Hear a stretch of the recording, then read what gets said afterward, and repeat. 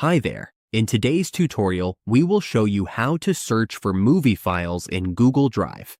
If you are looking for movies or videos that you have uploaded or shared, we will show you the easiest way to find them quickly. Let's get started.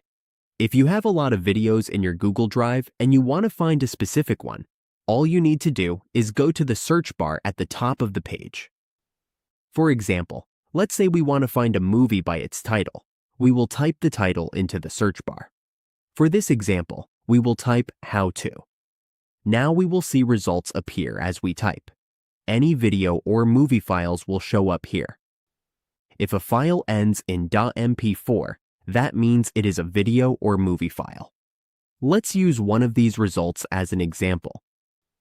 Once we find the file we are looking for, we can simply click on it to play it. We can also download it if we want to watch it later. From here, we have a few options. We can watch it directly in Google Drive, download it, or share it with others, depending on what we need. That gives us full flexibility in how we access and use our files, and that is all there is to it.